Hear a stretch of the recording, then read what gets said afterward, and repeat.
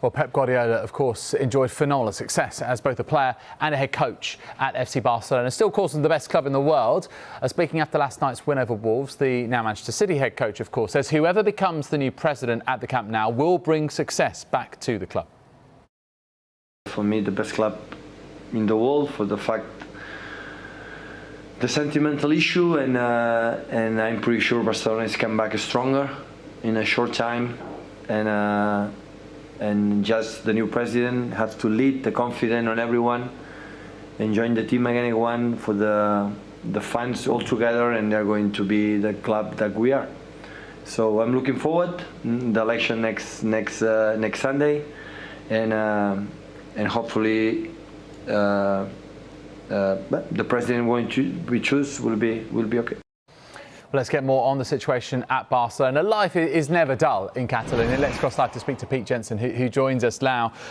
Pete, great to speak to you. Good afternoon. It was reported that Joan Laporta wanted to bring Mikel Arteta to the Camp Nou. You've spoken to his camp, so what have they said? They said it's not true. They said that Laporta at the moment is fully backing Koeman, and there are no plans to bring Arteta to the club. Now, of course, that could change at the end of the season if Laporta does win the election. If Koeman doesn't end the season well, I'm sure Arteta will be one of those coaches who will be looked at. But there are no immediate plans for Laporta to appoint or to try to bring Arteta to Barcelona. He's very much behind Koeman. In terms of Joan Laporta and the kind of tactical game he's playing here ahead of the elections, it seems like he's been trying to be smart and not actually, let's say, making himself as available as some of the other candidates have been, especially taking part in debates as such. Is that to try and protect the perceived advantage that he seems to have, certainly with some polls that have been done, with the likes of the newspaper Mundo Deportivo and others? Would that be a fair assessment of how he's gone about it? Yeah, he doesn't really need to say anything. I mean, his record pretty much stands for itself. The trophies that were won the last time was in charge. He's the man with experience. He's the man with clout. He's the man with contacts. No sooner did he kind of announce he was standing in the election, we had a huge banner pasted up alongside the Santiago Bernabeu in Madrid saying that he couldn't wait to get back. That's the kind of stunt that he's been adopting. It's the others that need to convince the Barcelona supporters. So you're right, he's ducked out of several debates. He has appeared in one this week, and there'll be another one on Friday when he'll appear in. But he's the clear favourite, so he's the man that has to be beaten, and he can only really lose by taking part in these debates because he's so far out in front at the moment. In terms of when he has pronounced himself, 25th of February, he revealed his sporting vision for Barcelona. And in that presentation, here are some names, Pete. Víctor Valdés, José Ramón Alexanco, Mateo Alemany. Do you expect them to potentially take roles at the club should Laporta get in as many expect him to? I think Alemany definitely is likely to come in. I mean, there's also the Xavi question. Xavi has been linked with the Victor Font campaign. Now, Victor Font is the other guy who can win. Basically, it's a three candidate race, but Tony Fresh is not going to win. So it's either going to be Font or Laporta. And Font, right from the start, has made it clear that Xavi is his man. But slightly embarrassingly, Xavi has not come out and confirmed that. He's almost distanced himself from that. So the feeling is that whoever wins, regardless of whether it's Font or Laporta, in the end, Xavi will end up playing some part, perhaps at the end of the season, and certainly in the near future. So he's the kind of guy that everyone's talking about, and I think, as I say, if Laporta wins, he will feature in the future, and likewise if Font wins. Yeah, it seems that Victor Font has sort of felt the pressure from both Tony Fresher and Laporta in recent debates, trying to get into Marquez territory. And I think he came out and said, if anyone can find a statement from Xavi denying all I've said about him, then I'll withdraw from the presidential elections.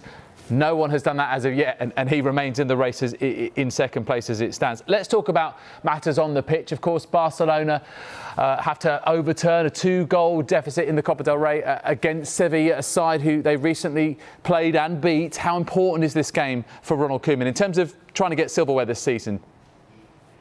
Well, I think Gerard Piqué said at the weekend after Barcelona's winning the league, it will change the whole season. I mean, if they're in a cup final, they've sort of edged themselves back into the title race. They're still very much outsiders. Atletico Madrid are the favourites, but they're back in the race. And if they've got a cup final to look forward to as well, then it will put a completely different complexion on the season. But it's not going to be easy. They're 2-0 down against the very, very good cup side in Sevilla.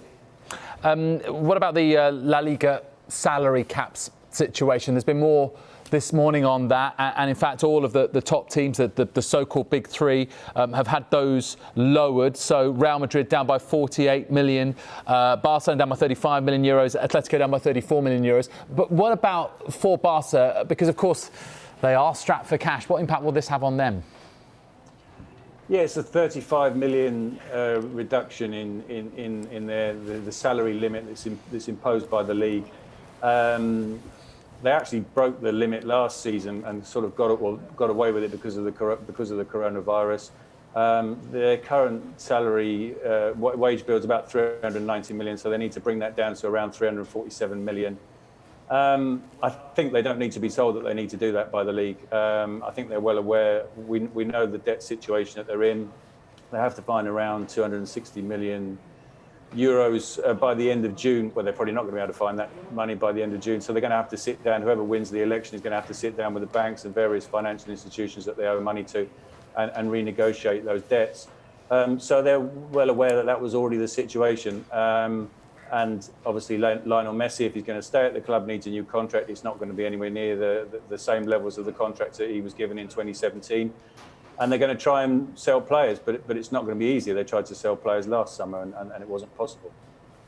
There's one narrative we haven't mentioned yet, one, let's say, protagonist who is no longer at the club, but of course was before, and that's the former president, Josep Maria Bartomeu. What is the latest in terms of the developments on his side of things in the Barca scandal over the weekend?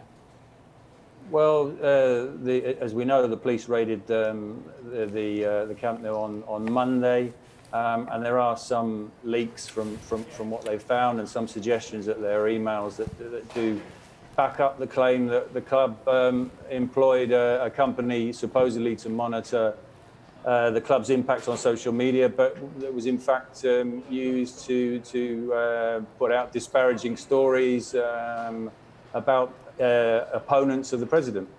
And there's one story this morning that I think one of the Spanish wires are running that the company had a list of journalists who were against Bartomeu, sort of blacklist, and that those people were targeted.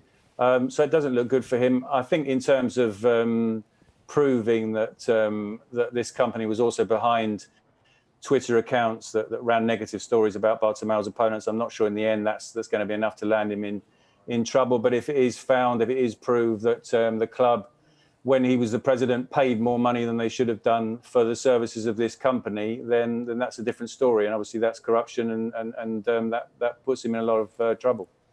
As I said right at the start, life never dull in Barcelona. Pete Jenson, great to speak to you. Thank you so much indeed. Absolutely. No problem.